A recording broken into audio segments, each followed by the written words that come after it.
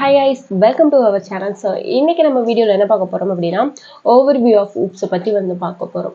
சரி ரைட்.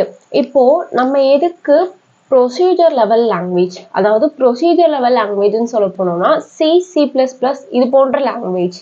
அதாவது C++ல நம்ம ப்ரொசீஜர் லெவலாகவும் எழுதலாம், ஆப்ஜெக்ட் ஓரியன்டாகவும் எழுதலாம். ஓகேவா? ஸோ இந்த மாதிரி ப்ரொசீஜர் லெவல் லாங்குவேஜஸை விட்டுட்டு நான் ஏன் ஊப்ஸ் கான்செப்டுக்கும் மூவ் ஆகணும் அப்படிங்கிற இந்த ஒரு இது நமக்கு தெரியணும். ஸோ அதை பற்றி படிக்கிறது தான் என்ன அப்படின்னா இந்த ஃபீச்சர்ஸ் ஆஃப் ஊப்ஸோ இல்லை ஓவர்வியூ ஆஃப் ஊப்ஸோ. ஸோ இதை பற்றி படிக்கிறது தான். ஓகே, இது நான் எதுக்கு இப்படி மூவ் பண்ணணும் அப்படிங்கிற மெயின் ஐடியா என்ன அப்படின்னா, இப்போ நம்ம ஒரு ப்ரொசீஜர் லெவல் லாங்குவேஜ் எடுத்துக்கோமே, அதில் ஒரு நிறைய லைன் ஆஃப் கோடிங் நம்ம எழுதி வச்சிருக்கோம். ஸோ அப்படி எழுதுறப்ப அது ஒரு விசிபிலிட்டியாக இருக்காது, அது ஒரு ஸ்ட்ரக்சராக இருக்காது. ஸோ ஆல்ரெடி தெரியும் ப்ரொசீஜர் லெவல் லாங்குவேஜ் அப்படின்னாலே ஸ்டெப் பை ஸ்டெப்பாக தான் அது ப்ரொசீஜர் ஆகும் அப்படின்ட்டு. ஸோ இந்த மாதிரி ஸ்ட்ரக்சர்ட் இல்லாமல் அது ஒரு ரொம்ப பெரிய காம்ப்ளெக்ஸாக எங்கள் டேட்டாவை டிக்ளேர் பண்ணிப்போம் என்ன ஏதுன்னு தெரியாமல் ரொம்ப காம்ப்ளெக்ஸாக ஃபீல் பண்ணுறோம். ஸோ அதை ஓவர் கம் பண்ணுறதுக்கு தான் ஊப்ஸ் வந்துச்சு. அது மட்டும் இல்லாமல் அதில் இன்ஹெரிட்டன்ஸ் இருக்குது, அப்புறம் பாலிமார்பிசம் இருக்குது. ஸோ அதில் நமக்கு ப்ரைவசி நிறையா இருக்கும். ஸோ இந்த மாதிரியான கான்செப்டை கொண்டு வரது தான் ஊப்ஸ். ப்ரொசீஜர் லெவல் லாங்குவேஜை விட்டுட்டு நம்ம ஏன் ஊப்ஸ் கான்செப்ட் போகிறோம் அப்படிங்கிறத பற்றி இந்த வீடியோ ஃபுல்லாக இருக்க போகுது. ஓகே, அதாவது நம்ம சிலபஸில் என்ன கொடுத்துருக்காங்க அப்படின்னா ஓவர்வியூ ஆஃப் ஊப்ஸில் இருந்து இந்த features of object oriented paradigms வர நமக்கு ஒன்று தான். ஓகேவா? அதாவது ஓவர்வியூ ஆஃப் ஊப்ஸ்னாலும் ஆப்ஜெக்ட் ஓரியன்டட் ப்ரோக்ராமிங் பேரடிம்ஸ்னாலும் ஃபீச்சர்ஸ் ஆஃப் ஊப்ஸ் ப்ரோக்ராமில் நம்ம பார்க்க போகிற கான்செப்ட் எல்லாமே நமக்கு என்னவா இருக்க போகுது அப்படின்னா ஒன்றா தான் இருக்க போகுது. ஸோ ஆல்மோஸ்ட் இதிலே உங்களுக்கு ஆவாசி சிலபஸ் கம்ப்ளீட் ஆகிடும். ஸோ இந்த வீடியோ ஃபுல்லாக தெளிவாக பாருங்கள். ஓவர்வியூ ஆஃப் ஊப்ஸில் இருக்க கான்செப்ட்ஸ் எல்லாமே நமக்கு class, objects, data abstractions, encapsulation, inheritance, polymorphism, dynamic binding, message passing. So இந்த கான்செப்ட் எல்லாமே நமக்கு ஓவர்வியூ ஆஃப் ஊப்ஸில் வருது. நம்ம ஒவ்வொரு கான்செப்டாக பார்க்கலாம். First one class. கிளாஸ்னா என்ன? ஃபர்ஸ்ட் நான் உங்ககிட்ட சொல்லிடுறேன். இந்த ஒரு ப்ரோக்ராமை மட்டும் மனப்பாடம் பண்ணி வச்சுக்கோங்க. எப்படி சியில் இந்த ப்ரோக்ராம் மனப்பாடம் பண்ணீங்களோ அதே மாதிரி மனப்பாடம் பண்ணி வச்சுக்கோங்க. ஸோ அப்படி பண்ணனால தான் நம்மளால் என்ன பண்ண முடியும் அப்படின்னா ஃபியூச்சரில் ஒவ்வொரு கான்செப்டை ரொம்ப ஈஸியாக அண்டர்ஸ்டாண்ட் பண்ண முடியும். ஓகே, நான் உங்களுக்கு ஈஸியாக எக்ஸ்பிளைன் பண்ணுறேன் இந்த ப்ரோக்ராமை. எப்படி நம்ம சியில் ஹேஸ் இன்க்ளூட் stdio.h printfக்கு scanfக்கு யூஸ் பண்ணுறோமோ அதே மாதிரி ஜாவாவில் என்ன பண்ணுவோம் அப்படின்னா import java.io.string, அதாவது io.star. இது எதுக்கு யூஸ் பண்ணுறோம் அப்படின்னா இந்த மாதிரி இந்த பிரிண்ட் பண்ணுறதுக்கு, அப்புறம் இன்புட் வாங்குறதுக்கு. இங்கே printf scanf யூஸ் பண்ணுறோம்ல, அதே மாதிரி system.out.println கூறிய பேக்கேஜ் தான் என்ன அப்படின்னா இந்த java.io. இங்கே எப்படி printfக்கு stdio.h இருக்கோ அதே மாதிரி இந்த மாதிரி printf scanfக்கு நமக்கு import java.io.star. இதுக்குரிய நான் டீப் டெஃபினிஷன்லாம் பின்னாடி சொல்கிறேன். நெக்ஸ்ட்டு என்ன பண்ணுவோம், கம்பைலர் எங்க இருந்து ரீட் பண்ணும் அப்படின்னா மெயின் ஃபங்க்ஷன்ல இருந்து தான் நமக்கு ரீட் பண்ணும். ஸோ அதே மாதிரி ஜாவாலையும் மெயின் ஃபங்க்ஷன்ல இருந்து தான் ரீட் பண்ண போகுது. மெயின் ஃபங்க்ஷன் எங்க இருக்கு? Public static void main string args. So இந்த ஃபங்க்ஷன் தான் ரீட் பண்ண போகுது. எப்படி இதை மனப்பாடம் பண்ணீங்களோ அதே மாதிரி மனப்பாடம் பண்ணிக்கோங்க. ஓகேவா? ஸோ இந்த இடத்துல இருந்தால் ஸ்டார்ட் பண்ண போகுது. இப்போ என்ன பண்ணியிருக்கோம் அப்படின்னா இந்த இடத்துக்கு வந்துங்க int a = 10 b = 20 c. So அப்படின்னு சொல்லி நம்ம என்ன பண்ணியிருக்கோம், இனிஷியலைசேஷன் பண்ணியிருக்கோம். பட் நம்ம இந்த ஆப்ஜெக்ட் ஓரியன்டட் ப்ரோக்ராமிங் தானே படிக்கிறோம். ஸோ அதுக்காண்டி நம்மளோட டிக்ளரேஷன் பார்ட்டு ஃபுல்லாக எங்கே இருக்க போகுது அப்படின்னா கிளாஸுங்கிற இதுக்குள்ளதான் இருக்க போகுது. ஸோ அதனால கிளாஸோட நேமு ஒன்றும் இல்லை, நம்ம சியில் ஸ்ட்ரக்சர் படிச்சிருப்போம் இல்லையா, ஸ்ட்ரக்ட் அதோட நேம் கொடுத்துட்டு அதுக்கு ஒரு இது கிரியேட் பண்ணிட்டு அது டாட் வச்சு தான் கால் பண்ணுவோம். அதே மாதிரி தான் இந்த கான்செப்டும் இருக்க போகுது. ஓகேவா? சரி, ஓகே. கிளாஸ் ஆட் அப்படின்னு சொல்லிட்டு அதுக்குரிய நேம் கொடுத்துருக்கேன். டிக்ளரேஷன் பார்ட் 2, அப்புறம் ஃபங்க்ஷனோட பார்ட் 2 எங்கே தான் இருக்கணும், கிளாஸில் தான் இருக்கணும் ஆப்ஜெக்ட் ஓரியன்டட் ப்ரோக்ராமிங்கை பொறுத்த வரைக்கும். Next object a = 10, object b = 20. சரி, இப்போ நான் கிளாஸை கிரியேட் பண்ணிட்டேன். இந்த கிளாஸை நான் எப்போ கால் பண்ண முடியும் அப்படின்னா ஒரு ஆப்ஜெக்டை வச்சு மட்டும்தான் கால் பண்ண முடியும். சரியா? அதுக்காண்டி தான் நான் என்ன பண்ணியிருக்கேன், இந்த கிளாஸுக்கு ஒரு ஆப்ஜெக்டை கிரியேட் பண்ணியிருக்கேன். ஸோ அந்த ஆப்ஜெக்ட் கிரியேட் பண்ணுறதுக்கு தான் இந்த கமெண்ட். ஓகேவா? இப்போ நான் வந்து வேல்யூ கொடுக்கணும், ஏக்கும் பிக்கும் வேல்யூ கொடுக்கணும். ஸோ அதனால object R A equal to 10, object R B equal to 20ன்னு சொல்லி வேல்யூ கொடுத்துறேன். இப்போ ஏல என்ன இருக்கு 10, பில 20 இருக்கு. இந்த ரெண்டும் பிளஸ் ஆகி என்ன பண்ணும், இந்த சீக்கு அனுப்பும். ஏன்னா என்ன பண்ணிருக்கோம், ஆடுங்கிற ஃபங்க்ஷனை கால் பண்ணிருக்கோம். அப்படி கால் பண்ணா இங்க தானே வரும், ஏல 10 இருக்கு, பில 20 இருக்கு, மொத்தம் 30 அப்படின்னு சொல்லி நமக்கு சில ஸ்டோர் ஆயிருக்கும். அந்த சியை நம்ம பிரிண்ட் பண்ணியிருக்கோம்.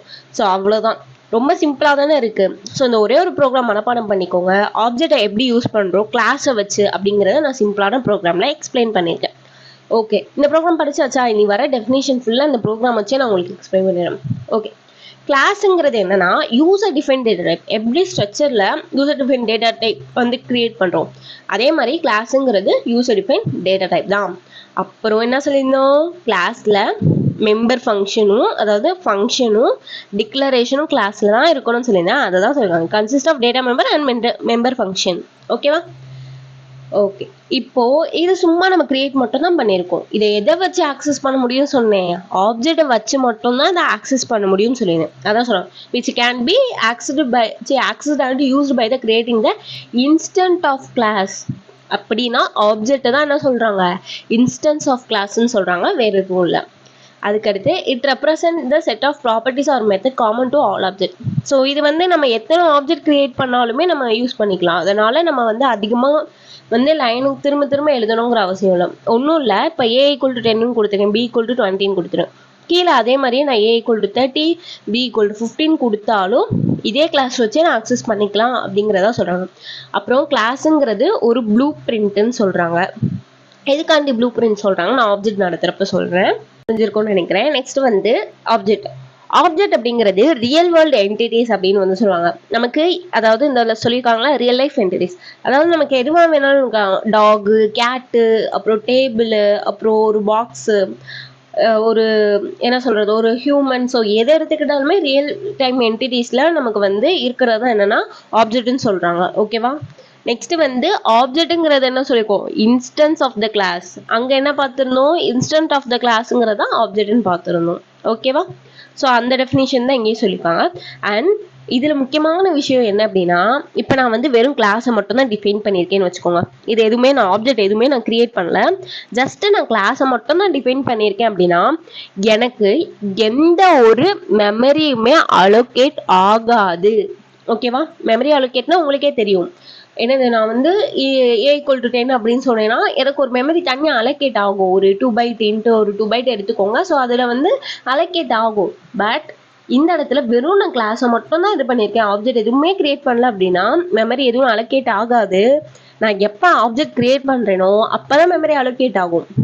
ஸோ அப்போ ஆப்ஜெக்டில் 2 பாயிண்ட் தான். என்னது, ஆப்ஜெக்ட்டுங்கிறது ஒரு ரியல் வேர்ல்டு என்டிட்டிஸ், அது ஒரு instance of a class. So நான் வந்து வெறும் ஆப்ஜெக்ட் இல்லாமல் கிளாஸை மட்டும் வச்சுருந்தேன்னா எனக்கு மெமரி அலோகேட் ஆகாது. எப்போ ஆப்ஜெக்ட் கிரியேட் பண்ணுறேன்னா அப்போ மெமரி அலோகேட் ஆகும். அவ்வளோதான். ஸோ இந்த இடத்துல பார்த்தோம் அப்படின்னா ஹியூமன் இருக்காங்க. ஸோ அவங்களோட நேமு, ஏஜ், ஜெண்டர், இது ஃபுல்லாகவே அவங்களோட டேட்டா. ஓகேவா? அப்புறம் அவங்க வந்து சாப்பிடுவாங்க, தூங்குவாங்க, படிப்பாங்க, இது ஃபுல்லாகவே அவங்களோட ஃபங்க்ஷன்ஸ், இதெல்லாம் பண்ணுவாங்க அப்படின்னு சொல்லிட்டு. ஸோ இவ்வளோதான். ஒரு ஆப்ஜெக்ட்னு எடுத்துட்டோம்னா அதுக்கு மெம்பர்ஸ் இருக்கும், அதுக்கு ஃபங்க்ஷன் இருக்கும், அதுதான் வந்து சொல்கிறாங்க. ஓகேவா? இதை நீங்கள் வந்து கிளாஸுக்கும் எக்ஸாம்பிள் எழுதிக்கலாம், ஆப்ஜெக்ட்டுக்கும் எக்ஸாம்பிள் எழுதிக்கலாம். நெக்ஸ்ட் வந்து டேட்டா அப்ஸ்ட்ராக்ஷன். ஸோ நான் வந்து கான்செப்ட் மட்டும் சொல்கிறேன், ப்ரோக்ராமில் எங்கே யூஸ் பண்ணுவாங்க அப்படிங்கிறது ஆஃப்டர் பார்க்கலாம், ஏன்னா ரொம்ப போட்டு குழப்ப வேணாம். ஓகே, டேட்டா அப்ஸ்ட்ராக்ஷன்ஸ் அப்படிங்கிறது என்னன்னா ஒன்றும் இல்லை. இப்போ நான் இருக்கேன், என்னோட வீட்டில் நடக்கிறது இல்லை ஏதாவது என்னோட வீட்டை நான் வந்து சுற்றி காமிக்கிறது, நான் லெசன் நடத்துகிறத தவிர நான் வேறு ஏதாவது பேசுகிறேன்னா இல்லை, உங்களுக்கு என்ன தேவையோ அந்த இன்ஃபர்மேஷனை மட்டும் கொடுக்கறதா என்னது டேட்டா அப்ஸ்ட்ராக்ஷன். அதாவது data abstractions is only give necessary information hiding the unnecessary background. So இதை தான் என்ன சொல்கிறாங்கன்னா டேட்டா அப்ஸ்ட்ராக்ஷன் சொல்கிறாங்க. இதுக்கு ஒரு எக்ஸாம்பிள் பார்க்கலாம். இப்போ கார் இருக்குன்னு வச்சுக்கோங்க. இப்போ நான் வந்து காரை ஓட்டுறதுக்கு என்ன பண்ணுவேன், ஆக்சிலேட்டர் அமுக்குனேன் அப்படின்னா அந்த ஆக்சிலேட்டர் அமுக்கிறப்ப வந்து டீசல் அங்கே போகும், அப்புறம் அது வந்து பம்ப் ஆகும், அப்புறம் தான் அந்த கார் மூவ் ஆகும். ஸோ அந்த மாதிரி ஒவ்வொரு விஷயத்தையும் பற்றி நான் தெரிஞ்சுட்டு தான் வந்து எனக்கு என்ன பண்ணணும்னு இல்லை, கார் ஓட்டணும்னு இல்லை. அதே மாதிரி இன்னொன்று எக்ஸாம்பிள் எடுத்துக்கிட்டோம் அப்படின்னா, இப்போ வாட்ஸ்அப்பில் நான் உங்களுக்கு ஹாய் அப்படின்னு சொல்லி மெசேஜ் அனுப்புறேன்னு வச்சுக்கோங்க. இந்த மெசேஜுக்குரிய என்ன ஆகும், ஃபஸ்ட்டு நெட் ஆனில் இருக்கணும். அந்த ஆனில் இருக்கிற நெட்டு சர்வருக்கு போகும். சர்வரில் இருந்து அதை ஓகே பண்ணிவிட்டு அதுக்கடுத்து வரும். இந்த ப்ராசஸ் எல்லாமே உங்கள் கண்ணு முன்னாடி காமிக்கலை. ஏன்னா உங்களுக்கு தேவையான விஷயத்த மட்டும்தான் காமிச்சிட்டு மற்ற எல்லாத்தையும் ஹைட் பண்ணுறது தான் என்னென்னா அப்ஸ்ட்ரக்ஷன். அதான் சொல்கிறாங்க, அப்ஸ்ட்ரக்ஷன் இஸ் தான் one of the most important features of the object oriented programming. Data abstractions refer to the providing only essential information about the data outside the world, hiding the background details or implementation. தேவையான விஷயத்தை மட்டும் காமிச்சிட்டு மற்ற எல்லாத்தையும் height பண்ணுறது தான் என்னென்னா abstraction. ஓகேவா? அது எப்படி யூஸ் பண்ணுவாங்க அப்படின்னா, ஆக்சஸ் ஸ்பெசிஃபயர்னு ஒன்று வரும். நான் அதை உங்களுக்கு ஃபியூச்சரில் நடத்துகிறேன். அது வந்து டேட்டாவை யார் பார்க்கணும் யார் பார்க்கக்கூடாது அப்படிங்கிற மாதிரி வரும். ஃபார் எக்ஸாம்பிள், இப்போ நீங்கள் ஸ்கூலில் படிக்கிறீங்க, காலேஜ் படிக்கிறீங்க. காலேஜில் வந்து உங்களோட ஸ்டாஃப் இருக்காங்க. ஸோ அவங்களோட இன்ஃபர்மேஷன் வந்து உங்களால் தெரிஞ்சுக்க முடியாது. அந்தபடி நம்ம எப்படி ஒரு அப்ளிகேஷன் க்ரியேட் பண்ணலாம், ஸோ அந்த மாதிரி இருக்கும். நான் அதை பற்றி நான் ஃபியூச்சரில் எக்ஸ்பிளைன் பண்ணுறேன். Next encapsulation. நமக்கு நார்மலாக தெரியும் கேப்சூல்லாம் என்ன இருக்கும், ஒரு கேப்சூலு அதுக்குள்ளே மெடிசின்ஸ் எல்லாமே இருக்கும். அதே மாதிரி தான் என்கேப்சுலேஷன் அப்படிங்கிறது வந்து ஒரு சிங்கிள் யூனிட். இந்த கிளாஸில் எல்லாத்தையும் வந்து ஹைட் பண்ணி வச்சுருப்போம். மெத்தடு, வேரியபிள்ஸ், நல்லா புரிஞ்சுக்கோங்க. என்கேப்சுலேஷனுங்கிறது வந்து ஒரு கிளாஸில் மெத்தடையும் வேரியபிளையும் பைண்ட் பண்ணி வச்சுருக்கோம். எப்படி டேப்லெட்குள்ளே மெடிசன் பைண்ட் பண்ணி வச்சுருக்கோமோ அதே மாதிரி ஒரு கிளாஸ்க்குள்ளே மெத்தடையும் வேரியபிளையும் பைண்ட் பண்ணி வச்சுருக்கோம். இதுக்கு எக்ஸாம்பிள் நம்ம முன்னாடி பார்த்தோம். இந்த இடத்துல என்ன பண்ணியிருக்கோம், மெத்தடையும், மெத்தட்னா ஃபங்க்ஷன், மெத்தடையும் இந்த இடத்துல வேரியபிள்ஸையும் நான் கிளாஸ் அப்படிங்கிறதுக்குள்ள நான் பைண்ட் பண்ணி வச்சிருக்கேன். ஓகேவா? அதை தான் என்ன சொல்கிறோம், என்கேப்சுலேஷன் சொல்கிறோம். ஸோ அதை தான் hiding from the another class. இப்போ நான் வேற ஒரு கிளாஸ் கிரியேட் பண்ணாலும் அது வந்து ஹைட் பண்ணியிருக்கோம் அப்படின்னு சொல்லுவாங்க. இதோட இன்னொரு நேம் வந்து டேட்டா ஹைடிங். ஸோ இதை பற்றி தான் கொஞ்சம் டீப்பாக மேலே கொடுத்துருப்பாங்க, ரீட் பண்ணி பார்த்துக்கோங்க. Next inheritance. இன்ஹெரிட்டன்ஸ் அப்படின்னாலே நம்ம வந்து பயாலஜி ஸ்டூடெண்ட்டாக இருந்தால் தெரிஞ்சிருக்கும். இப்போ வந்து ஒரு கிராண்ட்பா இருக்காங்கன்னா அவங்களோட பிஹேவியர் ஃபுல்லாக அவங்களோட பொண்ணான மதருக்கு வரும்னு வச்சுக்கோங்களேன். ஸோ அதே கான்செப்டு இப்போ வந்து என்னது, அவங்களோட பிஹேவியர் ஒன்றா தான் இருக்குது அப்படிங்கிறதான். இப்போ நான் கிளாஸ் ஏக்கு ஒரு பிஹேவியர் இருக்குது, சாப்பிட்ற பிஹேவியர் இருக்குது. ஒரு டாகாக கன்சிடர் பண்ணிக்கோங்க. கிளாஸுங்கிறது ஒரு டாகாக, சாப்பிட்ற பிஹேவியர் இருக்கும். அந்த பிஹேவியர் எல்லாமே என்ன இருக்கும், கிளாஸ் பிக்கும் இருக்கும். ஃபார் எக்ஸாம்பிள், இப்போ கிளாஸ் ஏவை நான் அனிமலாக டிஃபைன் பண்ணியிருக்கேன், கிளாஸ் பி டாகா இது பண்ணியிருக்கேன். அனிமல்னாலே என்ன பண்ணும், நடக்கும், சாப்பிடும். ஸோ அதை ஃபுல்லாக நான் கிளாஸ் ஏல வச்சுருக்கேன். அப்போ கிளாஸ் பியுமே என்ன பண்ணும், டாகும் நடக்கும் சாப்பிடும். அப்போ வந்து நான் 2 தடவை என்ன பண்ண தேவையில்லை, அதே கூட நான் எழுதணுங்கிற நெசசரி இல்லை. ஸோ அதை தான் சொல்கிறாங்க இன்ஹெரிட்டன்ஸுங்கிறது வந்து the properties and characters from another class is called an inheritance. அதாவது இதோட கேரக்டர் எல்லாமே கிளாஸ் பிக்கும் சொந்தமானது தான். அனிமல்னாலே சாப்பிடும் நடக்கும், அதே மாதிரி கிளாஸ் பினாலும் சாப்பிடும் நடக்கும். இது எதுக்கு நான் 2 தடவை எழுதிக்கிட்டு ஒரே தடவை எழுதிக்கலாம்ல, அதுதான் சொல்கிறாங்க. when we write a class we inherit properties from other classes. So when we create a class we do not need to write all properties and function again. So நான் திரும்ப அதை எழுத தேவையில்லை. நான் ஒருக்கா அந்த கிளாஸை எழுதிட்டேனாலே அதை நான் வந்து கால் பண்ணாலே போதும் அப்படிங்கிறதான் இன்ஹெரிட்டன்ஸ். அதாவது கேரக்டரிஸ்டிக்கும் பிஹேவியரும் என்னோட கிளாஸுக்கு கொடுக்கறது. இதை நான் ப்ரோக்ராம் வைஸ் எக்ஸ்பிளைன் பண்ணேன்னா பக்காவாக புரியும். இது வந்து செகண்ட் யூனிட்ல இருக்கு, நான் உங்களுக்கு எக்ஸ்பிளைன் பண்ணுறேன் வரப்போ. ரொம்ப இன்ட்ரெஸ்டிங்கான கான்செப்ட் தான். Next polymorphism. பாலிமார்ஃபிசம் அப்படின்னாலே மோர் தென் ஒன் ஃபார்ம். இந்த ஒரு வேர்டை நல்லா ஞாபகம் வச்சுக்கோங்க. பாலிமார்ஃபிசம்னாலே more then one form. For example, a person same time different character. இப்போ ஒரு பர்சன் இருக்காரு, அந்த பர்சன் அவங்க பிள்ளைங்களுக்கு அப்பா, அவங்க ஒய்ஃப்க்கு அவங்க ஹஸ்பண்ட், அவங்க வேலைக்கு வந்துட்டாங்க அப்படின்னா எம்ப்ளாயி. ஆனால் பர்சன் யாரு, ஒரே ஒரு ஆள் தான், ஒரு பர்சன் தான். அவர் வீட்டில் ஹஸ்பண்டாகவும் இருக்காரு, குழந்தைக்கு அப்பாவாகவும் இருக்காரு, ஆஃபீஸில் வந்து எம்ப்ளாயாகவும் இருக்காரு. ஸோ அந்த கான்செப்ட் தான் என்னன்னா பாலிமார்ஃபிசம், மோர் தென் ஒன் ஃபார்ம். இதை நான் எப்படிங்க டெக்னிக்கலில் சொல்லலாம் அப்படின்னா, இப்போ ஒன்றும் இல்லை, இப்போ நான் ஆடு அப்படின்னு சொல்லிட்டு ஒரு ஃபங்க்ஷன் எழுதுறேன். இதுக்கு 2, 3 அப்படின்னு சொல்லிட்டு வேல்யூ பாஸ் பண்ணுறேன். நெக்ஸ்ட் திரும்பி அதே ஆடுக்கு 2, 3, 5 இந்த 3த்தையும் ப்ளஸ் பண்ணணும் அப்படின்னு சொன்னாங்க. ஆனால் ஆடுங்கிறது ஒரே ஒரு இதுதான், ஆனா அது வந்து எத்தனை ஃபார்ம்ல இருக்கு, மோர் தென் ஒன் ஃபார்ம். 2 3 இருக்கு, இங்க 2 3 5 இருக்கு. ஸோ ஒரு விஷயம் மோர் தென் ஒன் ஃபார்ம்ல இருந்துச்சு அப்படின்னா அததான் என்ன சொல்லுவோம்னா பாலிமார்பிசம் சொல்லுவோம். ஸோ அதை எக்ஸாம்பிள வச்சு நான் சொல்றப்ப ரொம்ப கிளியரா புரியும் ஃபியூச்சர்ல.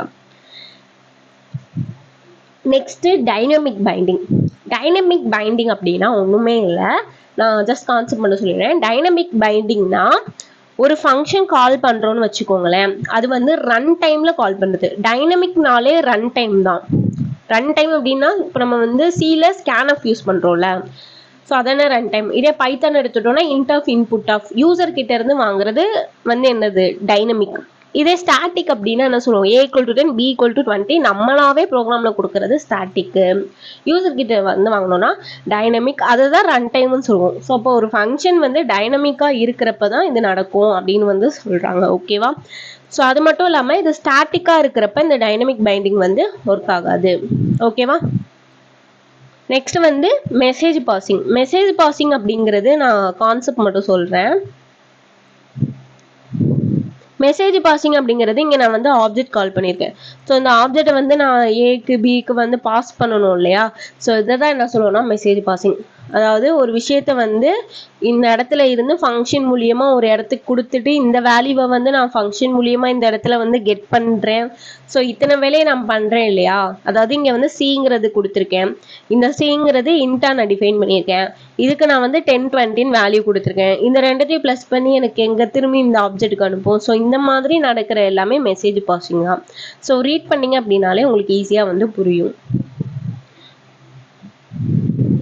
ஓகே, ஸோ அவ்வளோதான். இந்த கான்செப்ட் ரொம்ப லென்த்தாக போயிருக்கும். ஸோ ஓகே தான், ஓரளவு நீங்கள் படிச்சிடுங்க. ஸோ மறக்காமல் என்னோட எக்ஸ்பிளனேஷன் பிடிச்சிருந்தது அப்படின்னா சப்ஸ்கிரைப் பண்ணுங்கள் அண்ட் லைக்கும் கூட.